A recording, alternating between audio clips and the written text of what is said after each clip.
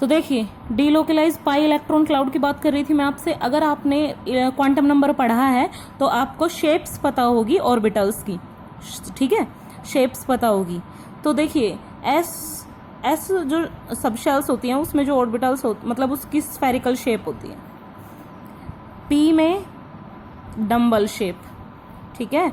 तो इन्हीं की बात कर लेते हैं। जब हेड टू हेड ओवरलैपिंग होती है ऑर्बिटल्स की, हेड टू हेड, तो सिग्मा बॉन्ड बनता है ऐसे, ठीक है।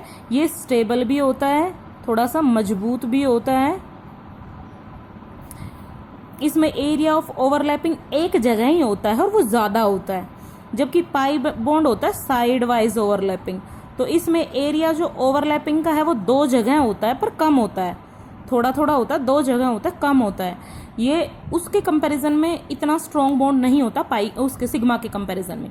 तो डी लोकलाइज पाई इलेक्ट्रॉन क्लाउड, CLOUD, क्लाउड का क्या मतलब है कि सारे में फैला हुआ है चार्ज। देखिए अगर मैं बेंजीन का स्ट्रक्चर बनाऊं, बेंजीन C6H6, ये हमने 6 मेंबर्ड रिंग बना दी। तो इसमें ये जो बॉन्ड है ये पाई है, तो ये ऐसे होंगे ऑर्बिटल्स, इनकी ऐसे ओवरलैपिंग होगी। अच्छा, उसके बाद यहाँ ऐसे, इनकी यहाँ से ओवरलैपिंग, ये यहाँ।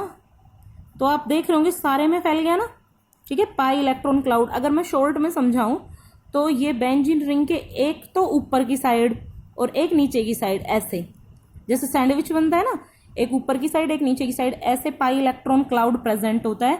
ये होता है बेटा एरोमेटिक कंपाउंड जो ये तीनों कंडीशन फुलफिल करे, एक छोड़ एक double single bond, 4n+2 pi electrons हो जिसमें, और delocalised pi electron cloud हो, वो एरोमेटिक कंपाउंड होता है। एरोमेटिक हमने करा दिया है। उसके बाद हमारा नेक्स्ट टॉपिक शुरू होता है, वो मैं आपको इसी वीडियो में कंटिन्यू करा देती हूँ। देखिए नेक्स्ट आता है हमारा टाइप ऑफ रिएक्शन।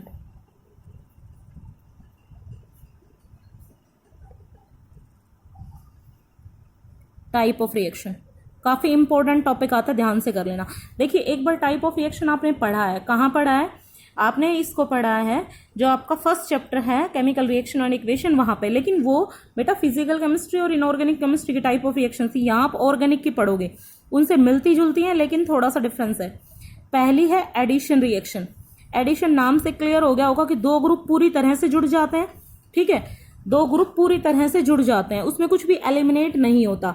लेकिन एक चीज याद रखना, जो अनसैचुरेटेड है ना, सिर्फ वही एडिशन रिएक्शन शो करते हैं, क्योंकि सैचुरेटेड में तो कुछ जोड़ने की जगह ही नहीं है, वो तो पहले ही मैक्सिमम अपने आप में जोड़े हुए हैं जितने वो मैक्सिमम जोड़ सकते हैं ग्रुप। तो यहाँ देखिए ये मीथेन है, ये ये मीथेन है, ये इथेन है।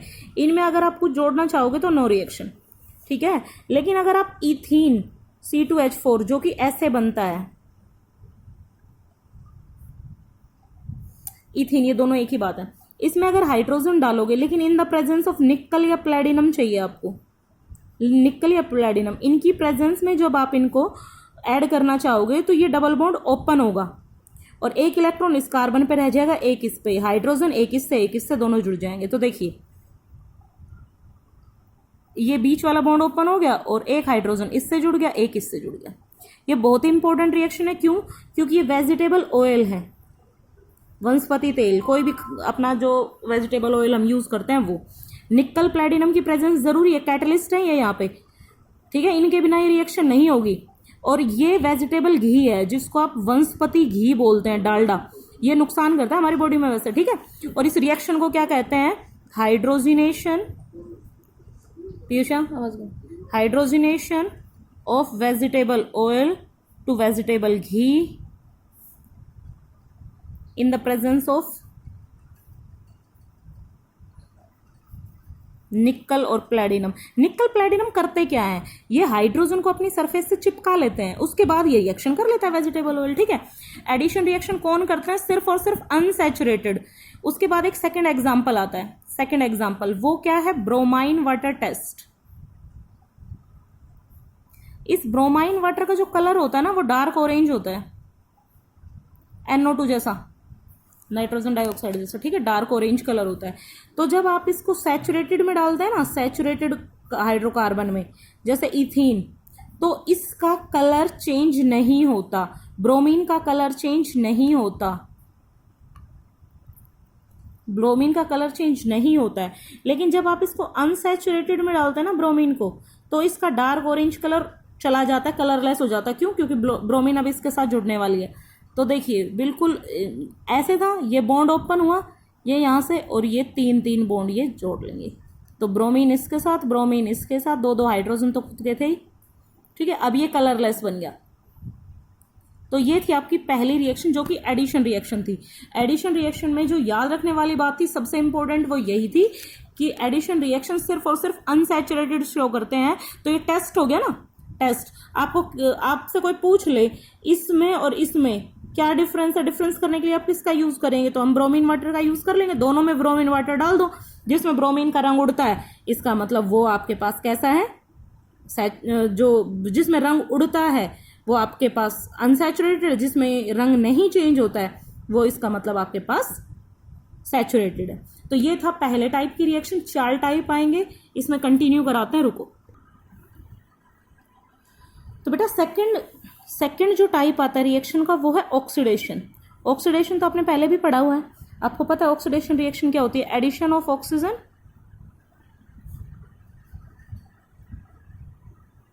And removal of hydrogen.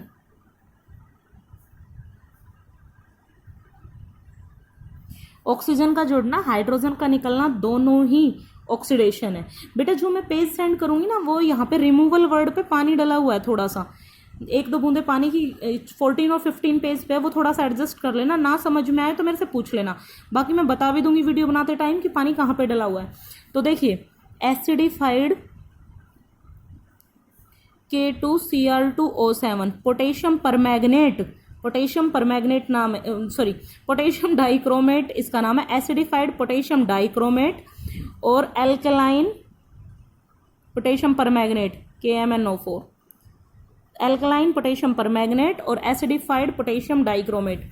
ये जो है ये बहुत ही स्ट्रॉन्ग ऑक्सीडाइजिंग एजेंट, आप देख पा रहे हो इसमें 7 ऑक्सीजन है, इसमें 4 ऑक्सीजन है, बहुत ही स्ट्रॉन्ग ऑक्सीडाइजिंग एजेंट है। इस एल्कलाइन KMnO4 को तो बेयर रिएजेंट भी बोलते हैं, बेयर्स रिएजेंट, याद रखना ये बेयर्स रिएजेंट बोलते हैं, ठीक है। अच्छा CrO3 है, ये आपका वीक ऑक्सीडाइजिंग एजेंट आता है इनके कंपैरिजन में, वीक ऑक्सीडाइजिंग एजेंट।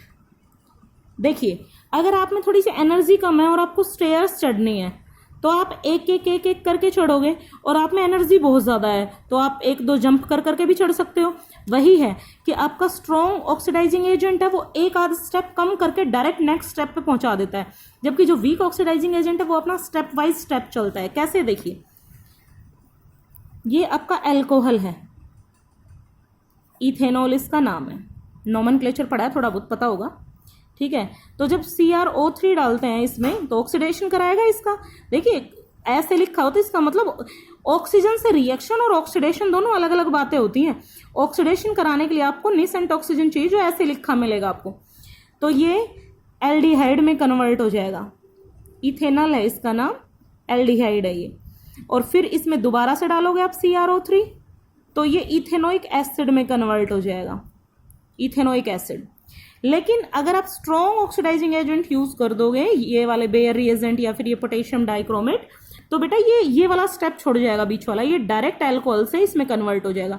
कोई आपसे पूछ ले इथेनॉल से इथेनोइक एसिड कैसे बनता है, तो ये हमने बता दिया, ठीक है। और देखिए अलग अलग ऑक्सीडाइजिंग एजेंट डालने पर प्रोडक्ट चेंज हो जाता है। देखिए इसके ऑक्सीडेशन से ये बनता है, ठीक है, लेकिन इसी के ऑक्सीडेशन से ये भी बनता है।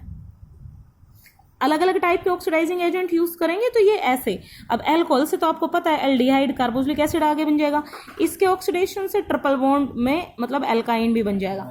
तो इस तरह से ये चेंज चलती है। ये है आपका ऑक्सीडाइजिंग ऑक्सीडेशन जो आप कराते हो वो, ठीक है। नेक्स्ट आता है, थर्ड आती है आपकी substitution reaction. Substitution reaction. Substitution में सिर्फ 3 ही बातें हैं। पहला तो सब्स्टिट्यूशन का मतलब होता है डिस्प्लेसमेंट रिएक्शन। अब आप समझ ही गए होंगे डिस्प्लेसमेंट क्या होती है। जब कोई भी एक ग्रुप दूसरे ग्रुप को हटाकर उसकी जगह आ जाए तो और बाकी सारा ग्रुप अनचेंज हो। जैसे देखिए ये मीथेन है, इसमें क्लोरीन ऐड कर दो तो एक क्लोरीन इसकी जगह आ जाए तो बाकी सारा तो सेम रहा ना, सारा चेंज नहीं होता है, सिर्फ एक वो पार्ट चेंज होता है जहां कुछ आके जुड़ा है। तो ये आपकी डिस्प्लेसमेंट रिएक्शन। यहाँ एक क्लोरीन जुड़ गया, हाइड्रोजन को बाहर कर दिया। जब कोई भी एक ग्रुप दूसरे ग्रुप को हटाकर उसकी जगह आ जाए और बाकी रिमेनिंग ग्रुप सेम रहे तो वो आपकी सब्स्टिट्यूशन रिएक्शन होती है। एक डेफिनेशन है, एक एग्जाम्पल है, और मैंने कहा था 3 ही बातें हैं। और जो तीसरी सबसे इंपॉर्टेंट बात है वो ध्यान से सुन लेना, ये सिर्फ और सिर्फ सैचुरेटेड शो करते हैं, क्योंकि सैचुरेटेड में जोड़ने की जगह नहीं होती, इसलिए उसमें से ये निकल जाता है ग्रुप। अगर ये अनसैचुरेटेड होता तो इनको जोड़ लेता अपने अंदर। अनसैचुरेटेड जोड़ लेते हैं, सैचुरेटेड जगह से हटा देते हैं, क्योंकि वो तो पहले ही भरे हुए हैं। अगर उनमें किसी को जोड़ना है तो नेक्स्ट मतलब पिछले ग्रुप को वहां से हटाना पड़ेगा। अब मैं इसका एक एग्जाम्पल करा देती हूँ, वो देखिए मीथेन है। मीथेन की क्लोरीन के साथ रिएक्शन करवाइए तो एक बार में एक ही क्लोरीन निकलेगा, ये याद रखना। अगर आपको नेक्स्ट क्लोरीन ऐड करना है ना तो फिर से Cl2 के साथ रिएक्शन कराइए, एक एक हाइड्रोजन कम होता जाएगा, एक एक क्लोरीन इसके अंदर जुड़ता जाएगा। अच्छा, आप जो कराने जा रही हूँ वो ध्यान से सुनिए। इसमें अब 3 क्लोरीन है, ये क्लोरोफॉर्म है बेटा।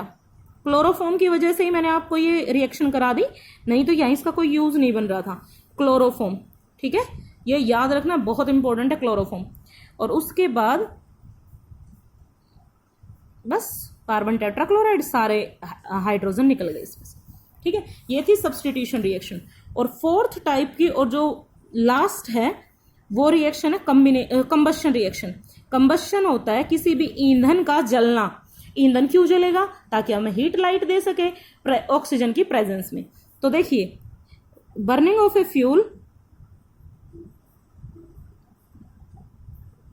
Burning of a fuel in the presence of oxygen, ये रिएक्शन ना जब मैं आपको 15 पेज नंबर सेंड करूंगी तो उस पर कई जगह पानी डाला हुआ है, इसलिए ये यहां से लिख लेना, ठीक है।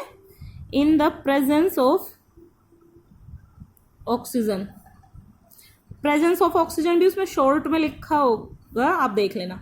To produce heat and light, page number 15 की एक्सप्लेनेशन है ये। To produce heat and light,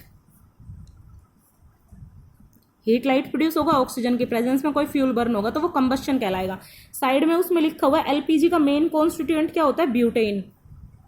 biogas या सीएनजी का मेन कॉन्स्टिट्यूएंट क्या होता है?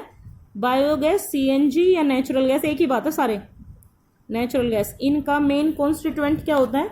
इनका मेन कॉन्स्टिट्यूएंट होता है मीथेन, ठीक है। एलपीजी का ब्यूटेन और इनका बायोगैस, सीएनजी, नेचुरल गैस, एक ही बात है। ये इनका मीथेन होता है, ये याद रखना, CH4 यानी कि, ठीक है। ये साइड में लिखा हुआ है, इस पे पानी डाला हुआ, ध्यान रखना। नेक्स्ट आता है फ्लेम क्या होता है। कंबस्शन का ही टॉपिक है ये। फ्लेम क्या होता है? फ्लेम हिंदी में बोलते हैं लपटे। आग लगती है तो लपटे उठती है ना, तो यहाँ क्या होता है फ्लेम की डेफिनेशन? ए रीजन, ऐसी जगह वेयर